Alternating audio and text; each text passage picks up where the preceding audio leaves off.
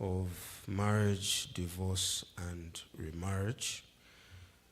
We'll be spending our time now in the writings of Paul, the Apostle Paul, who deals with the subject of marriage, divorce, and remarriage. Very easy to remember because both chapters are chapter 7. So he deals with it in Romans 7 and in 1 Corinthians 7.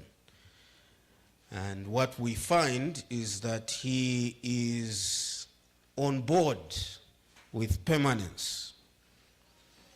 He is not a semi-permanence guy. He is not a permissive view guy. He is a permanence guy, even though people try to make him semi-permanence.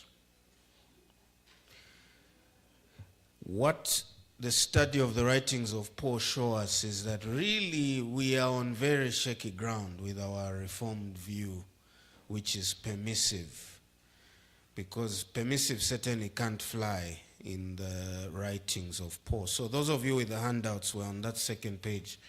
By the way, if you want to staple your handout, you can raise your hand. In fact, all of you should staple.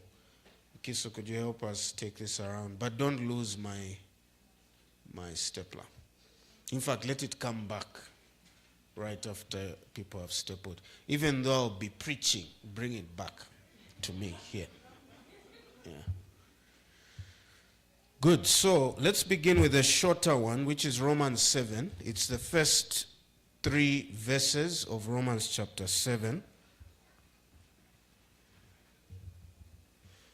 That one, it's not political, it's straightforward. You see that Paul is aligned with the permanence view in Romans chapter 7, beginning at we'll start at verse 1, but it's really verse 2 and verse 3. Paul writes, "Or do you not know, brothers, for I'm speaking to those who know the law, that the law is binding on a person only as long as he lives." So you can already see where he's going with that one. The law is binding on a person only as long as he lives. Verse 2, "For a married woman is bound by law to her husband while he lives. But if her husband dies, she is released from the law of marriage. Accordingly," verse 3, "she will be called an adulteress if she lives with another man while her husband is alive. But if her husband dies, she is free from that law. And if she marries another man, she is not an adulteress." Very clear. If a woman remarries while her previous spouse lives, and obviously it applies to men as well. If a man remarries while his previous wife lives, even though they've divorced, they've separated, if he remarries, that is, then that woman is an adulteress, that man is an adulterer. It is only upon the death of that spouse that they are free to remarry. And if they do, then they are not committing adultery. Now we go to First Corinthians. That one's clear. That one is pretty straightforward. That's a permanence view right there. Or at least semi-permanence as well. Let's go to 1 Corinthians 7. Now that is the big section that we need to walk through, much like we walked through Matthew 19. So walk through that one, then we can discuss some implications of this whole thing in terms of the... But it brings out the practicalities. How does permanence work in the various, situations that we may find ourselves in? 1 Corinthians, beginning at verse 1. I think let's read the whole thing, then we'll come back around. 1 Corinthians 7:1. Now concerning the matters about which you wrote, it is good for a man not to have sexual relations with a woman. But because of the temptation to sexual immorality, each man should have his own wife, and each woman her own husband. The husband should give to his wife her conjugal rights, and likewise the wife to her husband. Abash sexless marriages. Amen. That is what this verse is saying, that is an oxymoron. The sexless marriage is not biblical, because the husband should give to his wife her conjugal rights, and likewise the wife to her husband. For the wife does not have authority over her own body, but the husband does. Likewise, the husband does not have authority over his own body, but the wife does. Do not deprive one another, except perhaps by agreement for a limited time, that you may devote yourselves to prayer, but then come together again, so that Satan may not tempt you because of your lack of self-control. Now, as a concession, not a command, I say this: I wish that all were as I myself am, but each has his own gift from God, one of one kind and one of another. To the unmarried and the widows, I say that it is good for them to remain single, as I am. But if they cannot exercise self-control, they should marry, for it is better to marry than to burn with passion. Verse 10. To the married I give this charge, not I, but the Lord. The wife should not separate from her husband. But if she does, she should remain unmarried, or else be reconciled to her husband.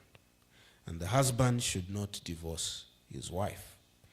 To the rest I say, I not the Lord, that if any brother has a wife who is an unbeliever, and she consents to live with him, he should not divorce her.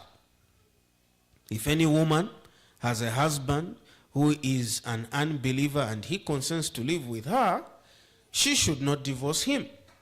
For the unbelieving husband is made holy because of his wife, and the unbelieving wife is made holy because of her husband.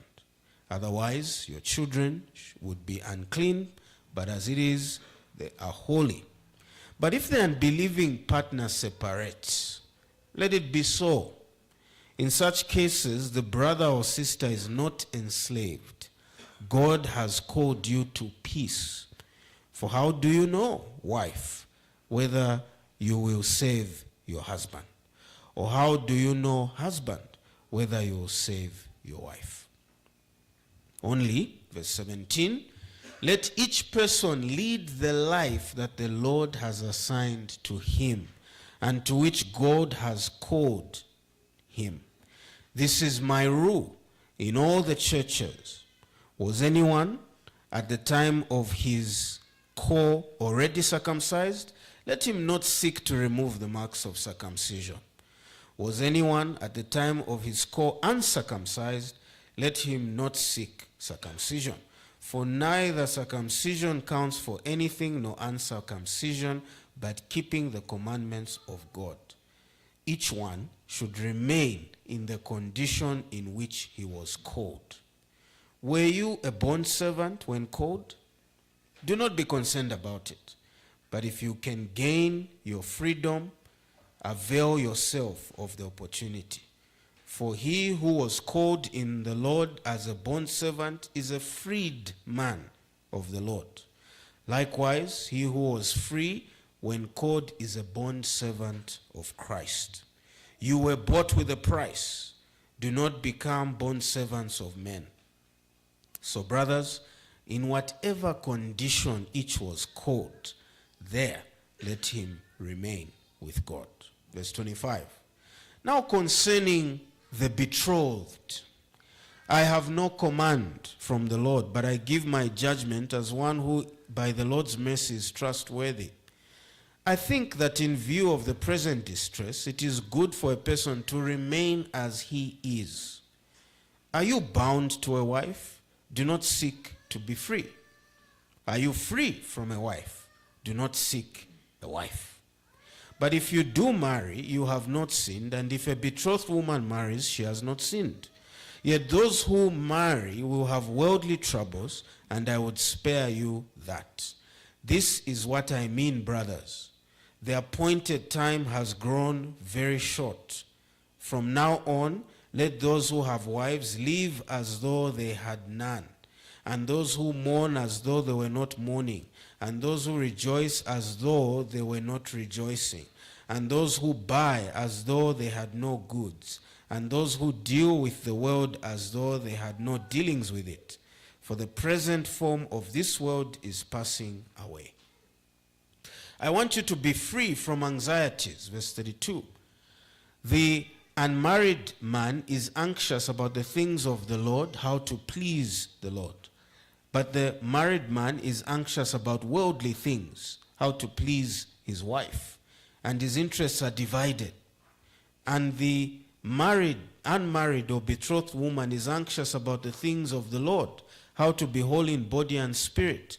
But the married woman is anxious about worldly things, how to please her husband. I say this for your own benefit, not to lay any restraint upon you, but to promote good order and to secure your undivided devotion to the Lord. If anyone thinks that he is not behaving properly towards his betrothed, if his passions are strong, and it has to be, let him do as he wishes. Let them marry. It is no sin. But whoever is firmly established in his heart, being under no necessity, but having his desire under control, and has determined this in his heart to keep her as his betrothed, he will do well. So then, he who marries his betrothed does well, and he who refrains from marriage will do even better. Verse 39. A wife is bound to her husband as long as he lives. But if her husband dies, she is free to be married to whom she wishes, only in the Lord. Yet in my judgment, she is happier if she remains as she is, and I think that I too have the Spirit of God. All right, quite a lengthy passage, but I wanted to read it in context in its full context, because some people, will take certain elements and interpret them in a way that I don't think works. And so it's important to have the full context of what Paul is saying in mind and in view. So those of you with a handout, the early comers, pull out or flip over to your... I haven't gotten my stapler.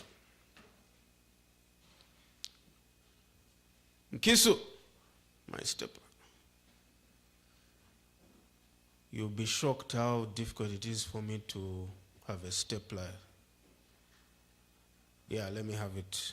Oh, actually, put it for me in my office. Yeah, so what we'll do is we'll extract. Paul is dealing with, singleness, marriage, divorce, remarriage. I want to zero in on the marriage and on the divorce and remarriage. But let me begin, it's not in the notes here, but let me begin by just dealing with this thing that Paul is doing here. Clearly, Paul is advocating singleness. I hope you caught that. He's saying there are statements that he makes where it's clear that he is advocating that people who are single do not marry. It's there right at the beginning and right at the end and all the way through. For example, in verse 1, what does he say? It is good for a man not to have sexual relations with a woman. What he's saying there is it is good if you don't marry. I want you to remain single. I don't want you... My preference is that you are like me, single. And right at the end, again, he says it when he says there in verse Verse 38. Notice what it says. So then he who marries his betrothed does well. In other words, I've got no problems with that. And he who refrains from marriage will do even better. So his view is that the best condition for us is singleness. This is where I can see people are not in agreement. I don't blame you. But Paul gives room. What he says is that singleness certainly is not for everybody. Though it is his preference, though it is his recommendation, it is not for everybody. Those who are burning with desire to be in love, desire for sex, they should not die burning, and neither should they allow themselves to fall into sin. If that is you, if you have a strong desire to have a wife, to have a husband, you have a desire to enjoy sexual intimacy, you have sexual urges, it means you don't qualify for what Paul is advocating for. You need to marry quickly as possible instead of falling into sin. The reason Paul advocates singleness is only for purposes of service to the Lord. And he highlights it several times in the passage. He's saying that the married person is worrying about the wife, how to please the wife, and it can become a challenge for them to serve God as fully as they would like if they also need to serve their spouse. Because your spouse has you have a duty to serve your spouse. I hope you know that. You have a duty to make your spouse happy. So if you are in your bid to make your spouse happy, inevitably you fail to avail yourself as much as you'd like for service to the Lord. Because if you are always at church at 18 hours to 20 hours, cleaning, rehearsing, printing, I don't know the things we do at church, and your husband is having to save himself food from a warmer, every day at some point he's going to say, so what was the point of getting married if I have to be eating from a warmer? Me, I want you here, and I want us to be eating together, and I want you to save me straight from the pot. And that's his right, because you have a duty to him. So you'll find that you have trouble serving both. But Paul, this is not an excuse that I can't come, I'm married, I'm unavailable for everything, I'm married. That's not the idea. Paul actually says it there when he says that those who are married should live as though they are not. Right? You caught that statement there. So he's trying to say that even though it will be a challenge to be married and to serve God to the max, to serve God the way singles are able to serve God, you should still endeavor to serve the Lord fully, even though you are married. So it's a challenge. It requires prayer, discussion with your spouse. What will we be able to do, and how can we make this work in light of marriage? But it doesn't mean you abandon the Lord now and say, no, me, it's just my husband or my wife. So we need to understand it in that context. Paul is concerned. In fact, it's not even, Paul is expecting that we will want to serve the Lord. That we'll be falling over each other to say, I need to usher, I need to be there for that meeting. I need to avail myself to serve in that there, That's Paul's anticipation. And we'll soon discover that our marriages become a hindrance to that. We can't serve as fully as we would like because of our spouse. In fact, I'm pastor, and it's my full-time job to be a pastor.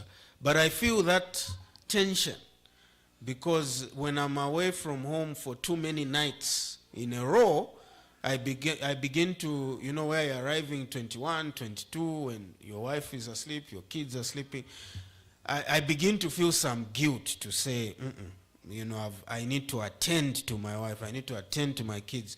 I don't think my kids should only be, the whole week they just see me in the morning when we are partying, And then the next day they only see me in the morning. No, there's a problem there. I need to be home with my wife, with my children, and we eat together, we chat together, we read the Bible together, and we all go to bed knowing that we are all in the house. And so if I feel that tension, obviously, it will be felt even for others. But the point Paul is saying is work through that tension even if you are married. So that's just a note on everything that he's saying to avoid confusion and understanding his advocacy for singleness.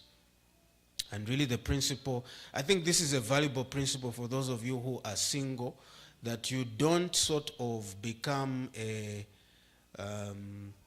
in other words, the time that you have and the energy that you have, throw it to the Lord. Throw it to the Lord. Actually, if you don't throw it to the Lord, I wouldn't even recommend you as a spouse to somebody. So when people come and ask me, if a man comes and says, which lady can I marry in your church? Those of you who are nowhere to be seen in the church, I will not mention your name. In fact, I've told you to your face. Those of you who, when I sit with you, I say, you are not committed to church. I can't advise anybody to marry you. I tell people to their face. Because what actually keeps a marriage is our relationship with God, not our relationship with our spouse. So if God is displaced already while you are single, your marriage will be in trouble when you get married. The best people to marry and handle marriage are those who are committed fully to the Lord.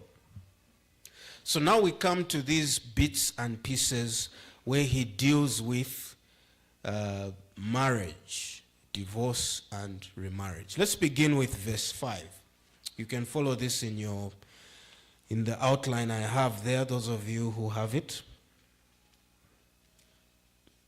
There's a principle there in verse 5. Paul talks about how the body of the husband belongs to the wife, body of the wife belongs to the husband. He's talking about physical body, not spiritual. Don't go and say, no, spiritually, my spiritual body belongs to you. He's talking about your physical body. And what he's basically saying is that when a spouse wants to have sex with their spouse, they should not be stopped, because that body of the spouse is theirs. So they should enjoy that body and vice versa. And he makes the point in verse 5 when he says, do not deprive one another. You can actually be excommunicated. Do you know that you can be excommunicated for denying sex to your husband or wife? Or you didn't know? So you are starving in your marriage for nothing. Just bring it to the elders. We'll deal with it very quickly. It's there in the Bible. You have conjugal rights. What was the point of getting married? If you are starving like a single man, then what is the point? If you are starving like a single woman, then there's a problem, sir. You should tell your wife or husband, why do I feel single? That's what you should tell your spouse. So it is sinful to withhold sex from your spouse. Do not deprive one another, verse 5, except, those of you who love the exceptions. This is the only excuse which we would want to hear, which when the elders come there and we get a report that you're denying sex to your spouse, the only report we'll accept is this exception. Except, now listen to this one, except perhaps. Have you seen that even that exception, yaku forcing, it's not even a straight thing. Except perhaps in the unlikely event, by agreement. So if it's a sexless marriage, it should be by consent, not against the will of any one of the spouses. And even that consent must be for a limited time. So the elders have a right to come and say, guys, even though you've agreed that we won't have sex for 1 year, we are stopping that. That is too much, because the Bible only says a limited time. So go in the bedroom. We are waiting here in the sitting, and end this 1 year thing you are doing. It's not biblical. So you can't say, no, we've agreed, and it's, 5 years we agreed. No. The Bible says for a limited time. 5 years is too long, 1 year is too long. And even that limited time, are you seeing he's building the condition? So this is not a straightforward thing. Even that limited time is for purposes of what? Prayer. So that you may devote yourselves to prayer. I've never heard of that, where a marriage, no, we're not having sex due to prayer. I've not heard that one. You hear, where my husband and my wife, we are fasting, but the sex is still happening, though you are fasting from food. It's saying that this separation, this pausing of sex in a marriage must be by agreement. Both must be willing to participate in this break. It should be limited and only for purposes of prayer. So you want to show God, it's fasting. We think fasting is only food. Fasting can be sex. And you and your wife, there's something, maybe you are in debt or your child is sick or something, and you say, my wife, let us pray over this issue. And we'll not even have sex, just to show God how desperate we are that he answers our prayer. You can do that. And that is a valid fasting from sex. It's not just food. But this must be brief, and it must be by agreement. And quickly, you get back to sex. And the whole point is so that Satan may not tempt you. We don't want people to fall into sin, sexual sin, because they're depriving one another. Now, there's an application here, because there is a way in which couples today deprive one another. You know what it is? Living separately. For work, for whatever. And you find that a husband is in, Western province. The wife is in, Livingstone. And that's how they live together. Are you not going against this passage? Yeah. You are going against this passage. You are depriving one another. And it's not even for the sake of prayer, it's for the sake of what? Money. And the Apostle Paul, he's not considering money. He didn't say so that you may devote yourselves to money. Separate for a brief time. No. It's for spiritual matters. So you are better off being together and broke than being separate and you are rich. Am I misinterpreting the scriptures? Yeah, so what is acceptable is a brief time. Oh, Mama, I need to go, and the work they've told us 1 week. We need to do a trip for 1 week. Do you agree? If your wife says, no, I don't want to be deprived, you resign.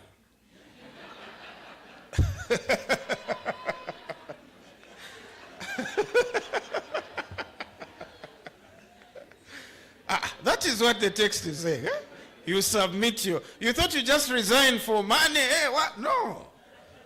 You resign because your wife has not agreed. So you try and convince her, no, Mama, if I resign, we won't have what? And you say, okay, go. Then you go. But if your wife says, no, you are depriving, you need to be here. Because the whole week, I want sex in the bedroom here today. You say, sorry guys, I can't deprive my wife.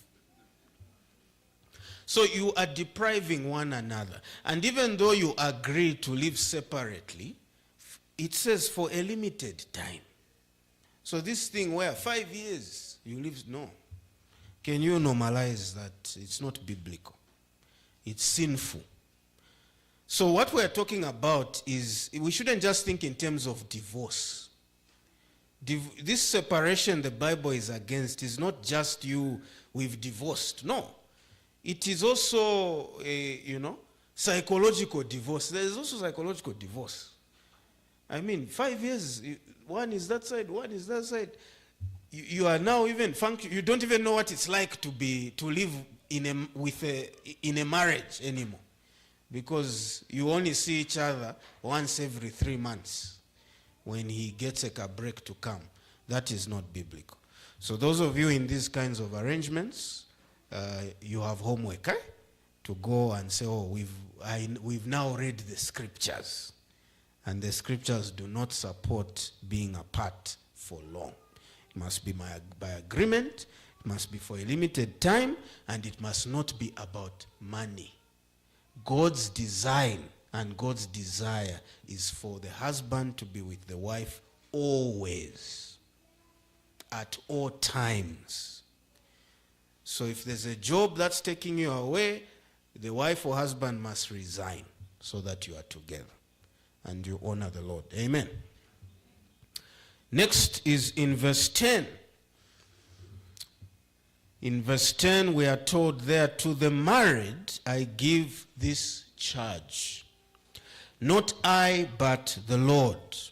The wife should not separate from her husband, but if she does, she should remain unmarried or else be reconciled to her husband. And the husband should not divorce his wife. So the first thing to note there is that the word separate, he means divorce. Is that clear? Because he says the wife should not separate from her husband. And the husband should not divorce his wife. He shouldn't. So he's forbidding divorce. I think that's clear, right? Divorce is not an option. There's no exception. Have you noticed? It's a blank statement. To the married I give this charge, and this one is not coming from me. It's coming from the Lord, Jesus. What did Jesus tell me to tell you, Corinthians? Kai, you sent questions. That's it at the beginning. Concerning the matters about which you wrote to me, this is what I consulted Jesus. Can you imagine having a meeting with Jesus? Paul asked Jesus, Jesus, can I have a word? Jesus comes down from heaven. There are some issues that have been raised to do with marriage, singleness, and Jesus gave him this charge. Go and tell them. To the married I give this charge, not I but the Lord. The wife should not separate from her husband. Neither should the husband divorce his wife. And that covers both the actual divorce, that covers you saying, I'm leaving the house. What? You slapped me? I'm leaving, packing my bag. Off you. You should not separate. Because you need to understand, in this context, it's the men who did the divorcing. Women needed the men. That's why he's using that language. So you women, don't run off and go and separate. Even though you're saying, I'm upset with him, I've left the house. That is unbiblical. You remain there. You are one. The two have become one. No running away because you're upset. I've gone to my father's house. In fact, fathers, chase your daughters. So when your daughter comes, he go back. That's the one who you chose. Go and sort it out. God's desire is for you to be together. So the wife should not separate. The husband should not divorce. In short, there is no separation allowed. There is no divorce allowed. If you do, there are two options. Who can tell me what the options are? Number one, remain single. Remarriage is forbidden. Sounds familiar? You have to remain single. Option two, reconcile. Those are your only two options. Both of them start with ara. Remain single. Or reconcile. Remarry is not one of the aras which are allowed there. Are we together? We then move to verse 12 to 13. This is where things get bumpy. Actually, 14 is where things get bumpy. But 12 to 13, there's a very clear principle there. To the rest I say, I not the Lord, that if any brother has a wife who is an unbeliever, and she consents to live with him, he should not divorce her. If any woman has a husband who is an unbeliever, and he consents to live with her, she should not divorce him. One of the mistakes that has been made in the church is to think that marriage is Christian. Marriage is not Christian, it's human. Marriage is not a church ordinance, it's a creation ordinance. Non-believers are as entitled to marriage as believers. In fact, we must celebrate. In fact, in this day and age, we must even celebrate non-believers' weddings than even believers. Because when you go to certain countries today, marriage has gone out of the window. What you have is cohabiting. And people say, we don't need a paper. I love him, he loves me. Why should we go to a church and sign a paper? Our love doesn't need to be ratified by a paper, by a certificate. Our love transcends marriage certificate. That's how they speak. And of course, it doesn't work. They break up and so on. By the time they're done, they've got, I don't know how many boyfriends and children from different men, from different women. But, and so we need to commend marriage. Don't, if you have a child who grows into adulthood and they're not saved and they're saying, I want to marry this man or I want to marry this woman, support, encourage. Don't say, wait, first you must become a Christian. No. If they want to settle down, get married, praise the Lord. Support them by all means. And discourage them from cohabiting and sex outside marriage. Tell them, get married. In fact, what we need to change in our culture is delayed marriages. Our culture, this is why there is promiscuity. Do you know that our culture supports, it's easier for you to marry a girl the wrong way than the right way? Did you know that in our culture? If you go the right way to a man, you send your shbukombe, whatever, go, I want to marry the girl in that house, and she goes there, you'll be slapped with fees and and payments and all sorts of things. To make it difficult to marry my daughter, it's 100,000 plus a tie and a goat and a cow and a what on top of the 100,000. And it's just made hard in our culture. So the young man has to steal money or get help from the one he wants to marry. Mama, help me so that with money so that I can pay the bride price for you.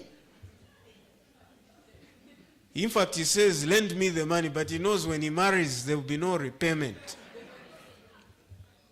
Because it's been made so difficult. And yet, if you damage, she'll be in your home tomorrow. Yeah. If you just make you make her pregnant. If you make her pregnant, you'll be, actually, you won't even have to go looking for them. They'll come looking for you. And you'll be summoned. Can you tell him to come here with his shubukombe? And you go there, and you are looking down, but you know that I've made a shortcut here. And it will work, and they'll tell you, and what? The amount will go down. It won't be the premium price. The high price, it will go down, and they will even accept a partial payment, and they will even readily send her with you to go to your house. It's messed up. It's immoral. It's unbiblical. It's dishonoring to God. It should be the other way around. We should be seeing fathers dropping the bride price so that the daughter goes quickly. Make her affordable so that the guys can actually afford her. There's nothing you are achieving except encouraging sexual immorality by these delayed marriages. So, marriage is so strong, coming to our text, that it transcends your Christianity. Your Christianity cannot be used as a ground to divorce. Your love for the Lord cannot be used as a ground to divorce. My husband doesn't come to church. My wife doesn't come to church. I'm divorcing her because I found a God-fearing woman at church who loves God. So I'm divorcing this heathen who I've left at home. What does Paul say in verse 12? To the rest I say, I, not the Lord, that if any brother has a wife who is an unbeliever and she consents to live with him, he should not divorce her. Sorry. If you go to, sorry, I've become a Christian now. Do you want a divorce? No, I still love you. But will you become a Christian? No, I won't become a Christian, but I'm staying with you. Then you are stuck. If she still wants you, you are stuck with her. You are not permitted to divorce her. If any woman has a husband who is an unbeliever and he consents to live with her, she should not divorce him. This is such an important principle. You know, you people who are married to unbelievers, I think this is actually a blessing, that your spouse is okay with you serving your God, pursuing your God, attending your church, and they are not, but they allow you freedom to do that. Take that as a blessing. Rather than you being frustrated and having animosity against him, he's an embarrassment, she's an embarrassment. Now I can't attend the marriage retreat because she's not interested in coming to the marriage retreat. Don't get worked up about those things. Thank God for the spouse that is given you, who allows you, who still wants to be with you, but allows you to pursue your God. Here and there, he or she might be complaining, your church also, you, every time with your church. But as long as they are ready to be with you, you must be with them. You must also love them. Love them more than the one who loves the one who comes to church with them. You must even go above and beyond. If you are a wife, submit like no man's business to that heathen who you have left at home. Like no man's business.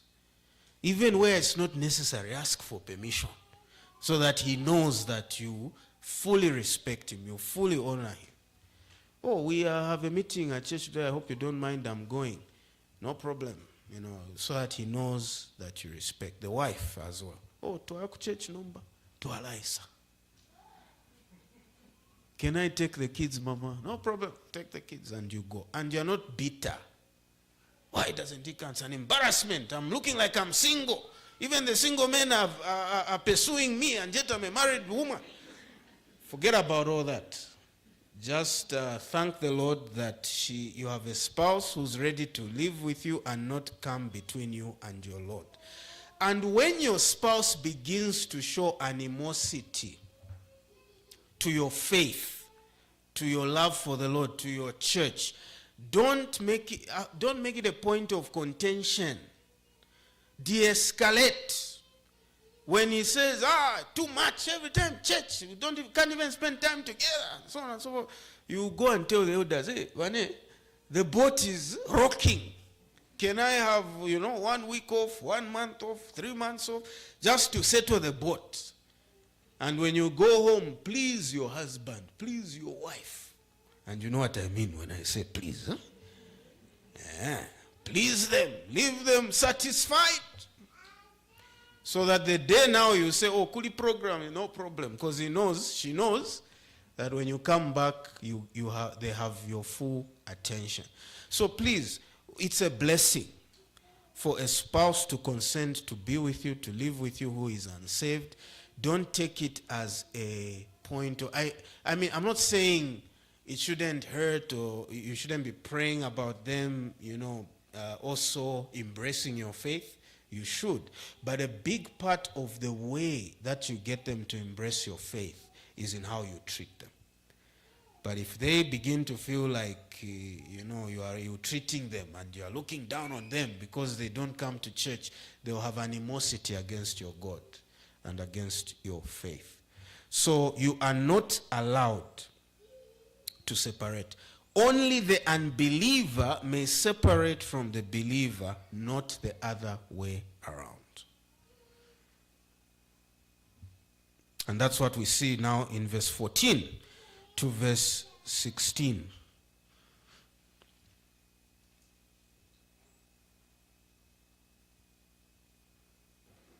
Am I right here? For the unbelieving husband is made holy because of his wife. Oh, this is what I've described. And the unbelieving wife is made holy because of her husband. In other words, it's not a bad thing. Yes, there is a mismatch in the marriage. One loves the Lord, one does not. But there is a positive influence you get to bring on your spouse who's unbelieving, who's not interested in God. There's a positive influence you get to bring on your children. That's not a bad thing. That's something that you should embrace. The unbelieving husband is made holy because of his wife. The unbelieving wife is made holy because of her husband. By the way, that does not mean that they've become a Christian just because they're married to you. That's not the point. The point is that there is a sanctifying influence. There is a righteous influence you bring to your unbelieving husband, to your believing wife. When they want to make a deal of bribing, you are the one who as a Christian can say, honey, mama, my dear, this is, God does not allow this. We shouldn't, and you can bring that righteous influence, which is lacking in a marriage where none of them are saved. So in that sense, the unbelieving husband is made holy. He has a righteous influence. And the unbelieving wife is made holy. She has a righteous influence. Otherwise, your children would be unclean, but as it is, they are holy. Your influence on your children is even greater. And you can bring, there is no reason why if you are in a marriage with a non-believer, that your children should not be God-fearing, Bible-believing, and knowing, committed to the Lord and the things of God, and no reason. You just please your spouse so that they can allow you now to move your children towards the things of God, full throttle. If you are a woman and your husband has no interest in the things of God, have the devotions with the kids. And you can invite him. Oh, are you joining us? No, I'm working on my laptop. Okay, no problem. And you take the children through the word of God. Sanctify them. Have that righteous influence on them, and do not use your unbelieving spouse as an excuse. Then we have the condition here. But if the unbelieving partner separates, very important, it's not you separating. It's the unbelieving partner separating. If they decide they want to let you go, let it be so. In such cases, the brother or sister is not enslaved.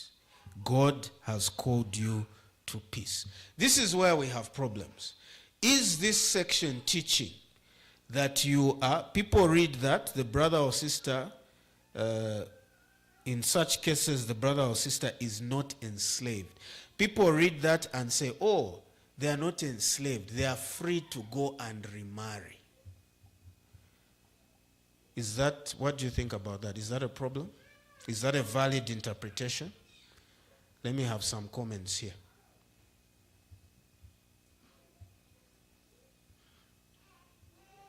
If the unbelieving partner separates, let it be so. In such cases, the brother or sister is not enslaved. Is that permission for them to remarry? Why not? Let's have some answers. Over here at the front. Because this is where people sneak in remarriage for divorcees. Yes. I think from the earlier session which we had, I think it was clear that one can only remarry if their spouse die. Right. Yeah. I remember even cracked a joke that we must kill them. If need be. Yeah, if need be. So I think that's a view. So whether the unbelieving partners left, that doesn't give you the liberty to remarry. No, it doesn't. The Bible is clear. Only when the spouse dies. dies. Great. Is that clear? In fact, it's coming in verse 39, right at the end, when he says, a wife is bound to her husband as long as he lives. So however you interpret verse 16 there, it must be cognizant that in his concluding statements, he says that. You are bound as long as he lives. So that statement, you are not enslaved. Don't start saying, I can remarry. That's not what he's saying when you understand the full context.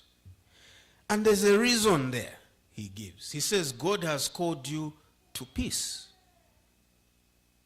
Christians are all about peace, not tension. Christians are not about forcing people to do something against their will. I'm leaving you because you're a Christian. No, you stay with me. That is not Christianity. Christianity says, are you sure? I don't mind. I want to be with you. And if the non-believer tells the believer, no, I want out, you say, you may go. Let it be so. That doesn't now liberate you to remarry, but allow them to live for the sake of peace. We are not interested in war. And then there's an implication there. For how do you know, verse 16, whether you will save your husband? Can somebody interpret that one for us? Or how do you know, husband, whether you will save your wife? How does this link to allowing them to go for the sake of peace?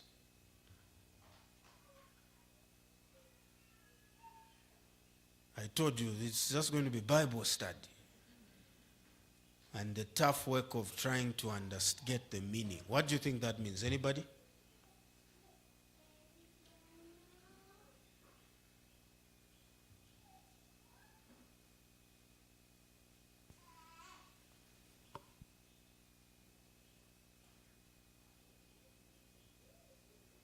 If the unbelieving partner separates, let it be so. In such cases, the brother or sister is not enslaved.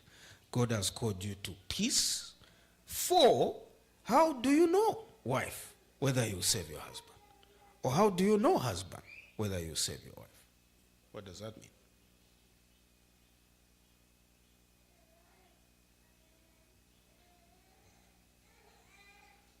At least a wrong answer. An answer I can say wrong, rather than me just giving the answers. Yes, you have confidence. A wrong answer, I welcome it. Over here. You know me, I don't hesitate to say wrong. Actually, I enjoy it. I was just thinking about the earlier part of this text. Mm-hmm. You talked about how the wife or husband can be made holy because of the wife, Mm-hmm. but they are not Christians. Right. They just have a righteous influence. Mm-hmm. So at times, the believing partner can have that influence on the unbelieving partner, but they might not end up getting saved. Right. So if they are adamant in their sinful ways, no matter how believing or what influence you have on your partner, it might not really lead them to getting saved. Okay. Good. On the right track. Yes, over here. I think maybe to add on to what she said, I'm reminded of maybe 1 Peter 3. Mm-hmm. Likewise, wives, be subject to your own husbands, so that even if some do not obey the word, they may be won without a word by the conduct of their wives, when they see a respectful and pure conduct. Okay. No comment? Add a comment. We might misinterpret what you are trying to say. What are you getting from there? That just by the peaceful conduct, going back to 1 Corinthians, just by the peaceful conduct of the spouse who is being left in the marriage, Right. they may be saved by that connecting to this place. Right. Anyone else before I come in? Yes. I kind of feel like it was left hanging slightly. So Okay. just to add on Sure. to what she said, it's the narrative or context where this partner leaves and you allow them to leave because they want to leave. But as you are there, you watch them do whatever they are doing. They get married, they are into this and that. But then, because of your conviction for Right. God, Right. you stay in the straight and narrow. Right. And it's possibly then seeing that conviction Right. that might end up saving them. Absolutely. Absolutely. So first of all, your peaceful conduct. Here's someone who is, telling you, I'm leaving you. And, what? This Christianity of yours. And you just say, no. Chili fear. It's fine. But why are you not saying anything? Why are you not saying anything? No, me, I'm committed to you. My faith is not a reason for me to leave you. I still love you and I'm still committed to this relationship until death. Even when that man or woman leaves, think about the conviction. Huh? Think about what the Bible says. You would have heaped burning coals. Think about the guilt that they are under there. To say, this person did not put up a fight. This person told me they wanted me. I'm the one who walked away. In fact, this person, in all their conduct, to go back to 1 Peter 3, continued to relate to me with, if you are a woman, with a submissive and respectful spirit. This man continued to love me. While my friends were complaining, I could not relate to their complaints because this man was fully committed to me, but I left him. And he or she didn't even put up a fight. That's convicting. That shows that there is something in you that is unique, that your faith is real. And to make matters worse, what Sam said, if you don't remarry, that'll just finish the person off. When has your mother married? Asking the child. Me, I've remarried. Has your mother? Does she have a boyfriend? No. Never gone on a date. Why? Because she says she's committed to you. Eh? How? I've remarried. No. She says her faith tells her that she cannot remarry until you die. You probably divorce his new wife. Mama, let me go back to headquarters. Let me go back to headquarters. So it's that if you conduct yourself with a permanence view towards an unbelieving spouse, the impact will be great. Especially when they are misbehaving and they themselves will come under conviction. They may even get saved because of that. That's what he's saying. They may even get saved. And you have to explain that this is a gospel conviction.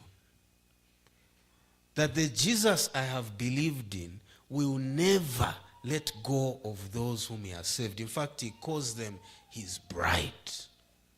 That's why I'll never let you go. Till death. Am I saying I'm stopping your wedding? Please, I'm not saying go and stop the wedding of the divorcee or divorcee wants to marry. No, it's still death. I won't allow this. It's against the Bible. Peace is what you are after. Isn't it? Peace is what you're after. Allow them to marry, but they will come to know that due to your faith in Jesus and your love for Jesus and your desire for your marriage, no matter how broken it is, that it reflects the relationship of Jesus and the church. That's the reason why you stick with this. And you will not marry until they die.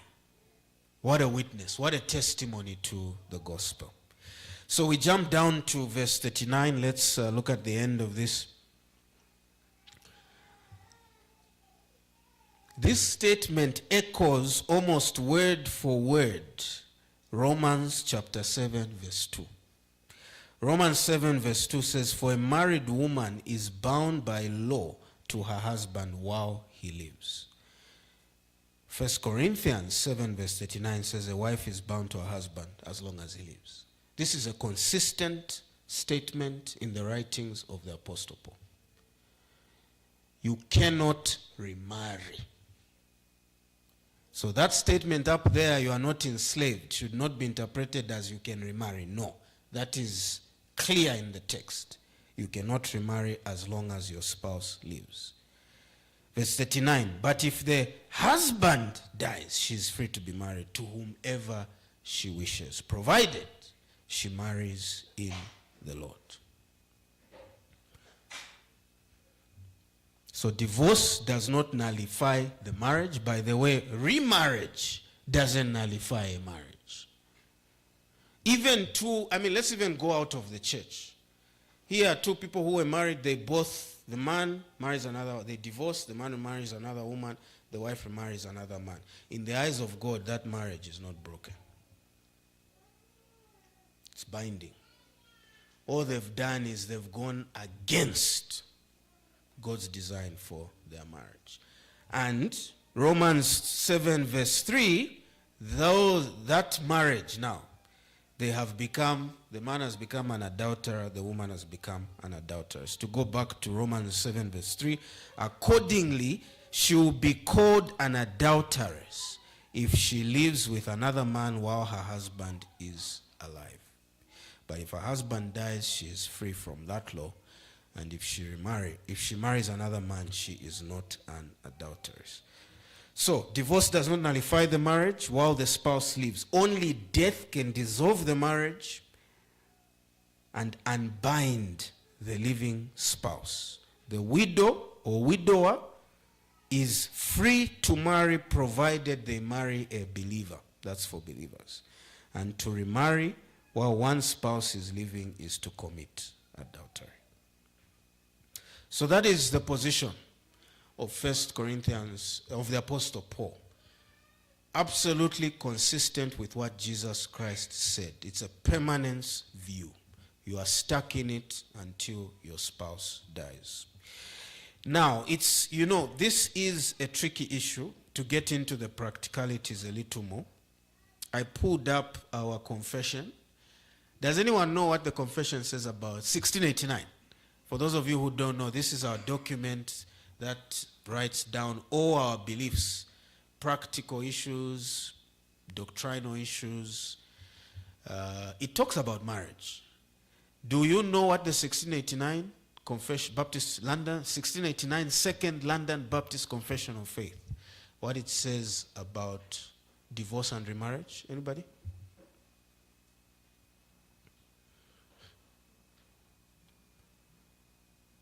The answer starts with the word "n", and it's only one word.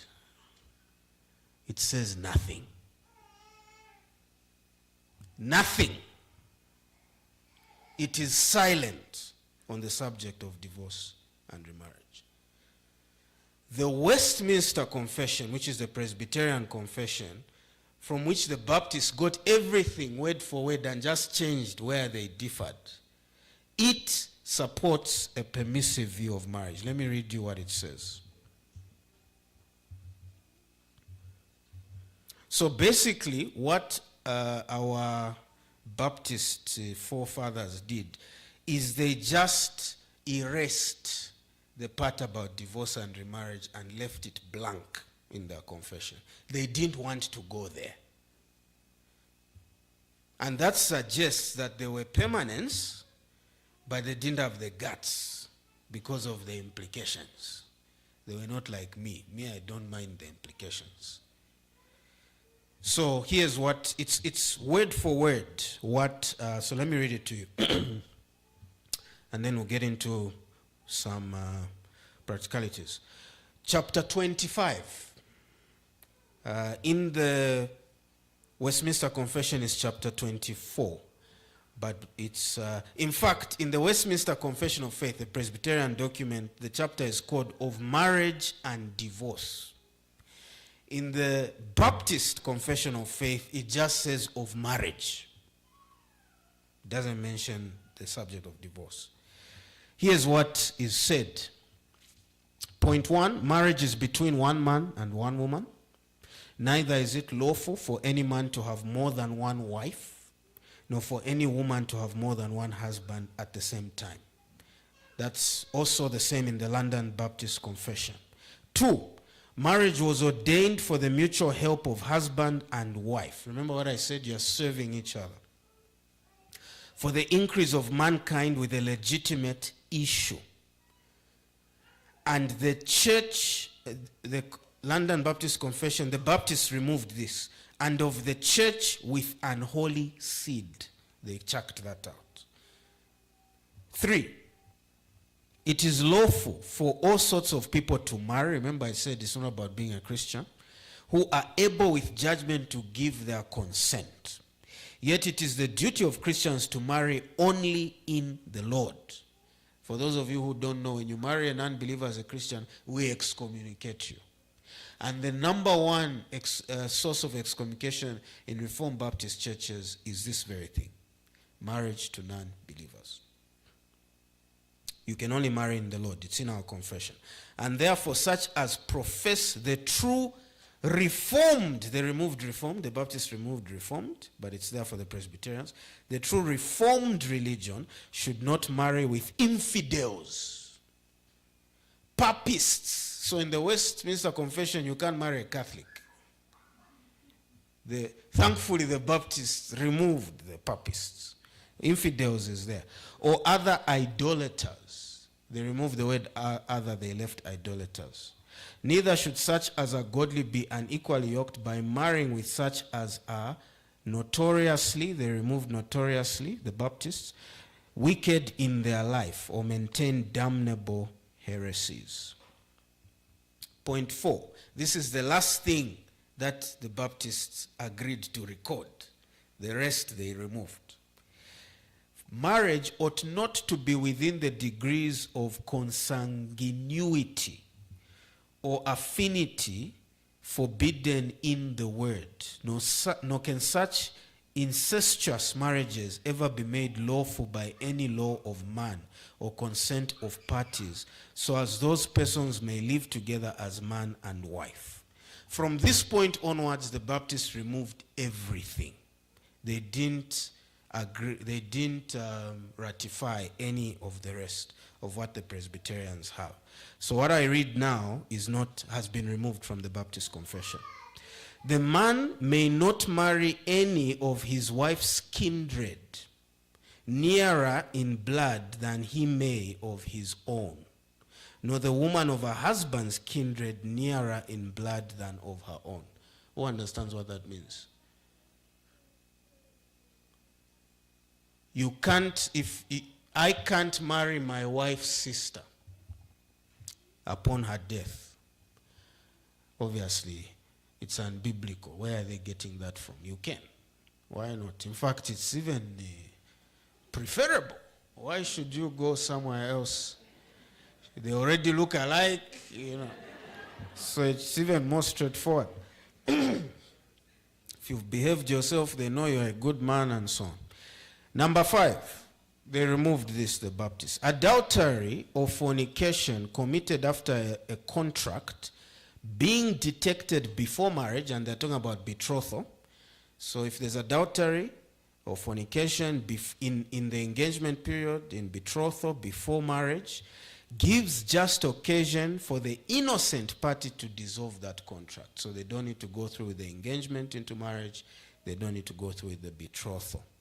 In the case of adultery after marriage, you are now married and there's adultery, it is lawful for the innocent party to sue out a divorce, and after the divorce to marry another as if the offending party were dead.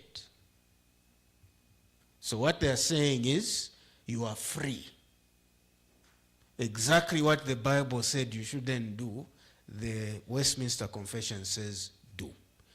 If your spouse has committed adultery, you are free, number 1, to divorce. Number 2, you're even free to remarry, even as though they have died. And obviously, we don't agree with that. Thank God the Baptists removed this. Yeah, so anyway, I won't go into the other stuff. So let's talk about, so I think that clears up for you that probably the Baptists who came up with the 1689 were permanents. Why else? Are they too shy? They're just shy to say it. But they clearly disagree with the permissive view of the Presbyterians. And many Presbyterians today would not affirm a number of these things anyway. So I want to talk about the implications in the next few minutes, then maybe we can take one or two questions.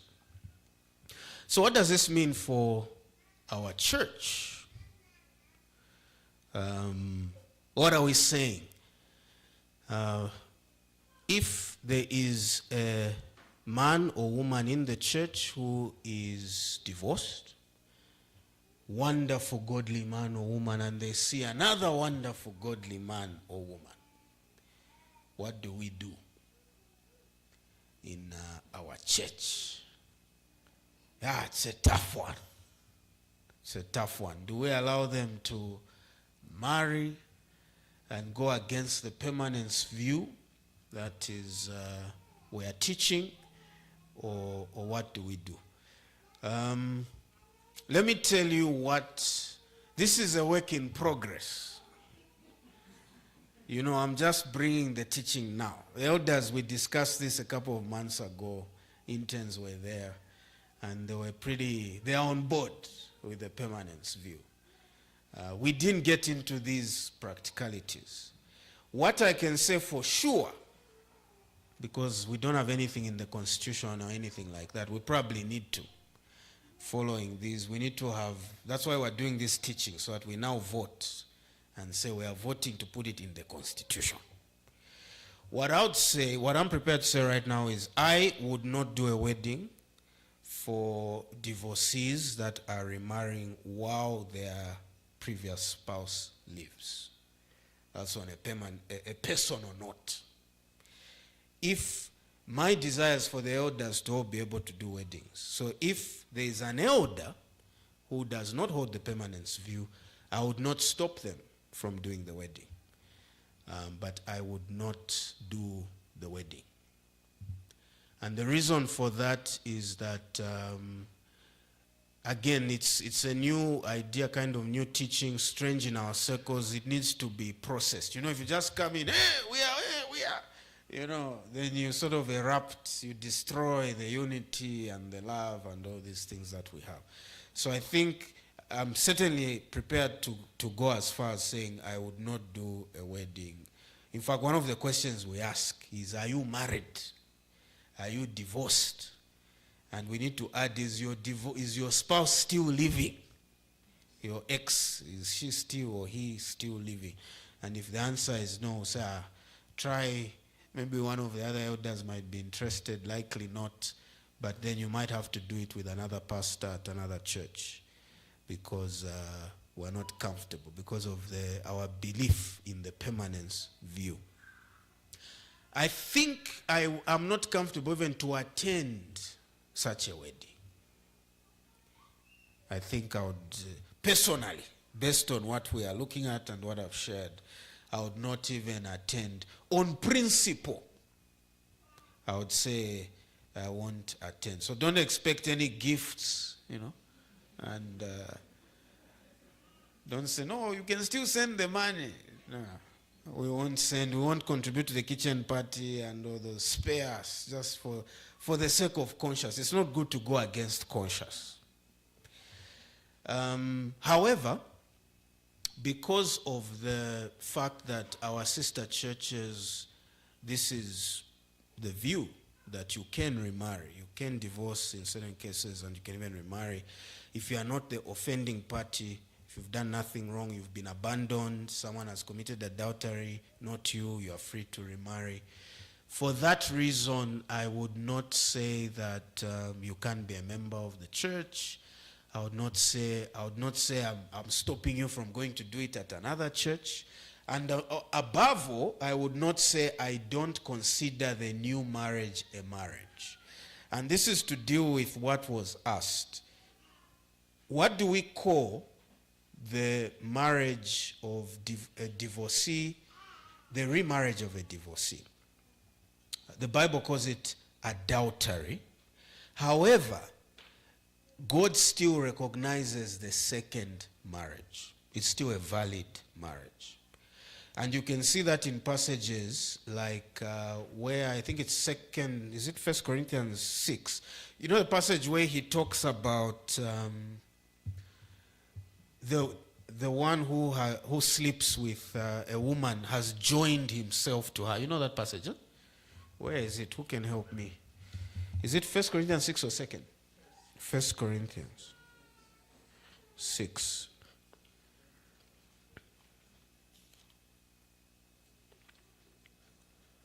Yes. Look at 1 Corinthians 6 verse 12. Paul says, again Paul writing, all things are lawful for me, but not all things are helpful. All things are lawful for me, but I will not be dominated by anything. Food is meant for the stomach, and the stomach for food, and God will destroy both one and the other. The body is not meant for sexual immorality, but for the Lord, and the Lord for the body.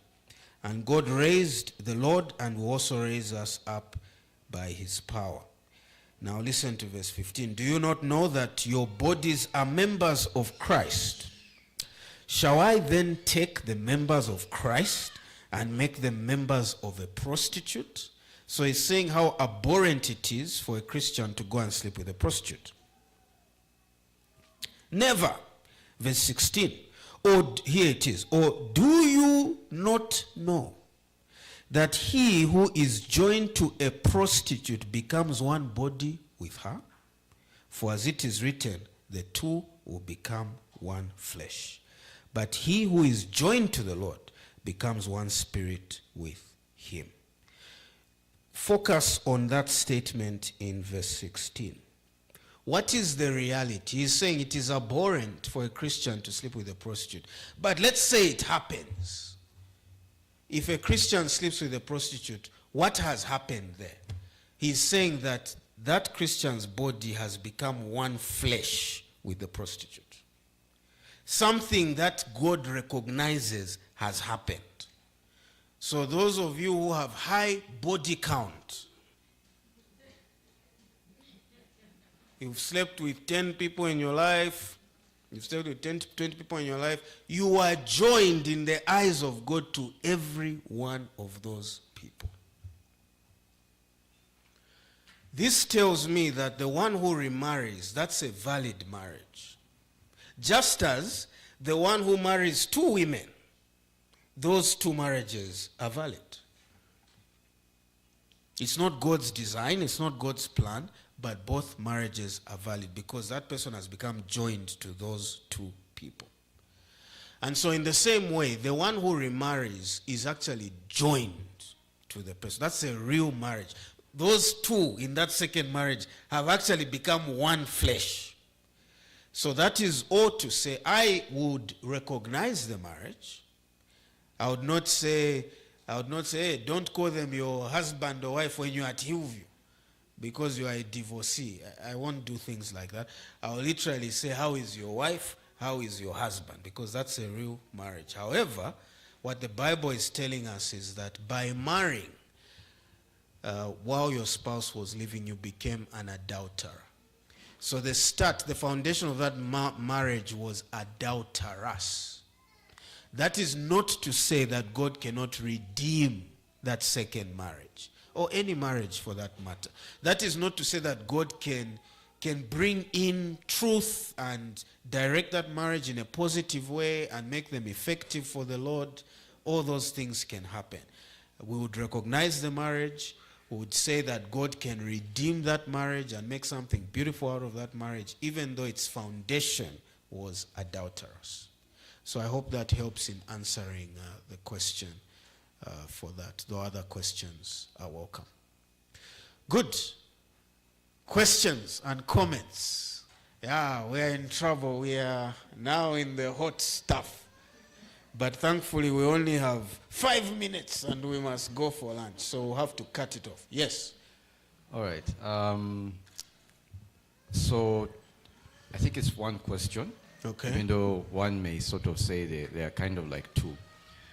What do you say to those who hold to the permissible view based on the fact that Matthew 19, Jesus is speaking to the Pharisees, or the Pharisees are speaking to Jesus, and then they ask the question, as they do in Matthew 19, is it lawful to divorce one's wife for any cause?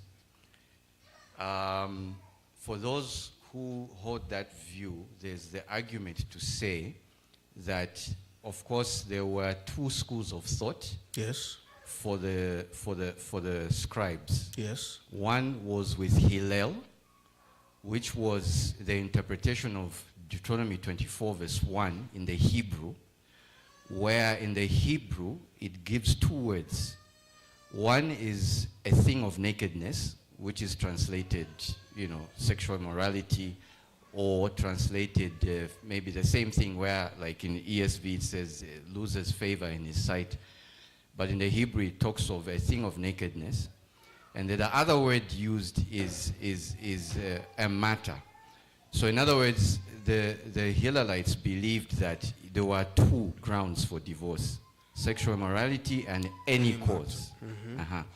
Now, the flip side is the other school of thought, who were the Shamites, who believed that it was except for sexual immorality and not a baseless reason for divorce. So those who hold to the permissible view argue that both schools of thought did not say that divorce was not permitted.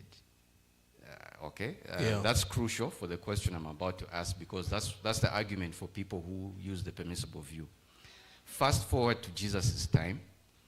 Those who hold now to the Hillelite view of any cause, historians have argued that they were known as the any cause party, because they even asked the question, can a man divorce his wife for any cause? They literally use that term. Right.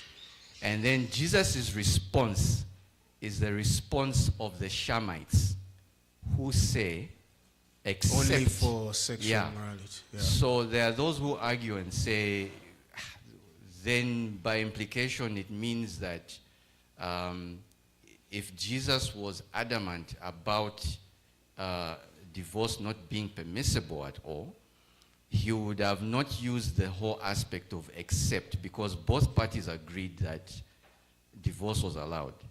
It was the basis of divorce that was the point of contention. So, what would you say to those who argue from that viewpoint? Yeah, basically that it doesn't fit the context. That interpretation does not fit the context. It doesn't explain why Jesus uses sexual immorality, because if you're going to divorce for sexual immorality in marriage, you basically can divorce for almost anything, even lustful thoughts. That is also sexual immorality. So in effect, Jesus would even be leaning towards any matter, because it's no longer just adultery, it's sexual immorality, which is a huge list of sins, including, and it would arguably include masturbation. It certainly would include lustful thoughts, watching pornography. So way before someone even has sex and commits adultery, you'd have grounds for divorce if you took that literal interpretation. That doesn't work, because then why do the disciples react the way they do and say, then it's better not to marry? Clearly what Jesus was doing is he was shutting a door which the Pharisees were trying to open. That's the interpretation that fits the context. And the biggest thing there is really the use of the word sexual immorality.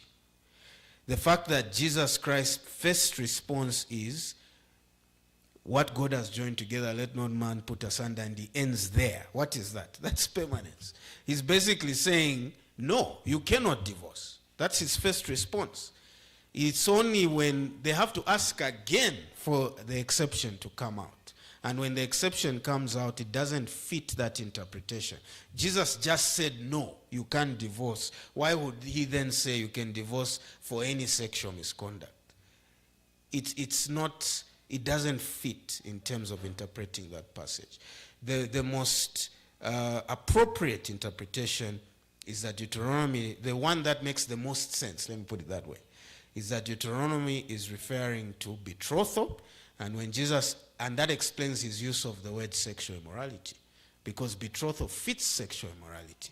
You can divorce you could give a divorce certificate in the context of betrothal in first, and it would fit sexual immorality. The only thing that fits marriage would be adultery, not sexual immorality. So that's the basic point. It doesn't fit. That interpretation doesn't fit that text. That's the basic argument.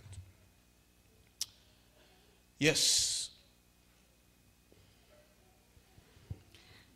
So I have two questions. Mm-hmm. I've been a believer of if you are married, whether Christians, and a person commits adultery, they can divorce, but they need to stay single because they are still married. Like if you can't manage to forgive that person and still live And with go them, back to them. yes, You can't remarry. Yes, you can't remarry, Oh, but that's you your can. view. You can. Yes, that's But you been can my. live separately. Yes. So now, today, my eyes have opened to a whole different kind of theology. Now, my question is, and The married people are looking miserable. You are stuck. Eh? Sorry, Yeah. you thought you could exit. yes, they Yeah, are go on. probably they are probably and that's like it's kind of feeling like a trap, like. That's the idea. Like this person can do whatever they like and you can just stay in that marriage. Yeah. Yeah. So don't say yeah, Pastor, like it sounds very bad. Yeah.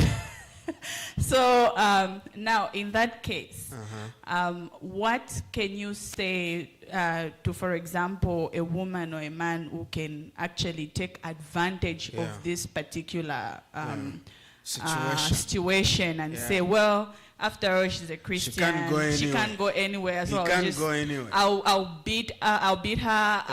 I'll commit adultery Yeah. and so on and so forth, and she's not going to go anywhere. Yeah. What do you say to people like that? Okay. And then the second question is, if and I'm asking this one because of the comment that you made that if, for example, any of our elders have a belief that they can wed somebody who is divorced, Yeah. then you would be okay with it, or Yeah. Now my question on that one is, if the way we've looked at scripture, it's clearly clear that as a Christian, when you get married, like you're done. Yeah. Why should we be okay? Because people, or in our circles, somebody wrote a long time ago, or somebody had this view a long time ago that they can still remarry, when clearly in the scripture we have seen to say actually it's sinful. So why should we tolerate that as Christians? Okay. Yeah. Okay. First question was taking advantage. So won't people take advantage? They will. They will take advantage. They are already taking advantage, even before we talk about these other views. Look at how people treat each other in their marriages so openly, because they know it's not easy. If people could just walk out of a marriage so easily, the behavior would be tempered, but they know it's tough. It's a big decision. You have to call the family. And families take advantage of that already. So people already take advantage of each other. That's nothing new. But secondly, look at how we take advantage of Christ. Look at how unfaithful we are to Christ. We are not committed to him. We don't love him as we should. Our love is cold. we're not tithing, we're not praying, we're not reading our Bibles, we're not committed to the local church. How many sins do we commit against our Savior every day? And we know that, we are secure in Christ. And we take advantage of that, That's just how it works. That's how a covenant works. Marriage is a covenant. It is a commitment to someone regardless of what they do. And Jesus has made a covenant with us to take us to glory. Though our sin abounds, his grace abounds all the more. That's what a covenant is. You pay a price when you enter into a covenant.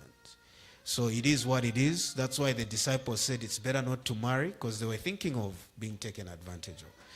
And that's just what marriage is. So that's what you're signing up for. It should basically be a reason to give pause to us before we marry, because we know that when we're in it, if this person decides to take advantage of us, there is no way out. So I would say that it is what it is. We will be taken advantage of. We take advantage of Christ. Our spouses will take advantage of us. We will take advantage of them. It is what it is. That's what it means to be in a covenant. You want to respond?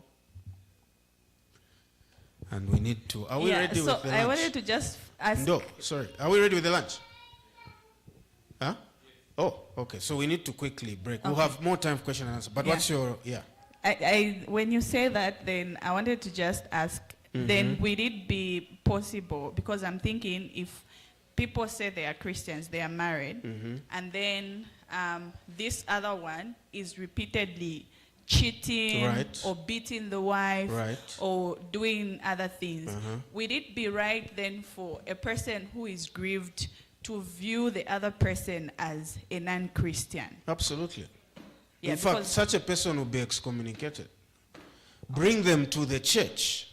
We'll deal with them or excommunicate them. But after we excommunicate them, you still have to be married to them. So it won't really save you from being taken advantage of, but at least we're going to remove them from membership. Yeah, so it's permanence to the couple. It's not permanence for us as the church. We won't hold on to you. No, it's permanence for us. It's not permanence for us. We excommunicate. But you won't be able to excommunicate the person from your marriage. Yeah. Then your other question was... just a follow-up with that question. So practically, you are in this marriage with a guy who's hitting you, beating you up. Yeah. And he knows you're not going to leave him, and you have kids with him, and he probably, goes on a floric of his own and has more kids. And we're now thinking practically of, if I die, as he's beating me up, there's an issue of how are my kids going to get taken care of, and I'm thinking about, the properties that I've invested in for my kids, and he has other kids, but he's still legally married to me. And unfortunately, I'm not thinking of putting down a will, or I co-own property with him. When you are in such a situation where you're almost facing death, and you also want to leave an inheritance for your children, what would your advice be to Very that simple. Christian? Report him to the police. The same way we're saying report to the pastor, report to the police. I've sat with wives who've been beaten, and I've told them in front of the husband, the next time he touches you, call me. I'll escort you to the police. We'll go and report him together. I'll drive you there. Because it is illegal. Do you know that it's illegal to beat someone? Yeah, it's against the law. So he'll be locked up. And when he's out and he's back home, you tell him, you touch me again, I'm reporting you again. And if it means he faces jail time, he's locked up for 1 year because he keeps beating you up, so be it. But continue visiting him, taking him food in the hospital. Love him. Say, I miss you. How I wish you were not beating me. We would have been together. So you are committed to the marriage, but you are still reporting him to the police. So don't think that permanent view means be taken advantage of, or, you know, just be sitting there, you are slapping, it's okay, permanence. That's not what we're saying. You can report to the church, report to the police. You can take precautions. If your husband is a gambler, you can take precautions and say, I have to move this out because, you know, you can't be trusted with money. You will sell our car, so I'm moving it in my name. You know, do what you can, but be respectful, honor, submit where you can, and so on, and love your spouse regardless. Okay. When your spouse is sleeping around, take him to the family, to the relatives, right? Take him to his relatives and say he sleeps around, and so on and so forth, and report him. And when you go home in the evening, pungula for him the nshima.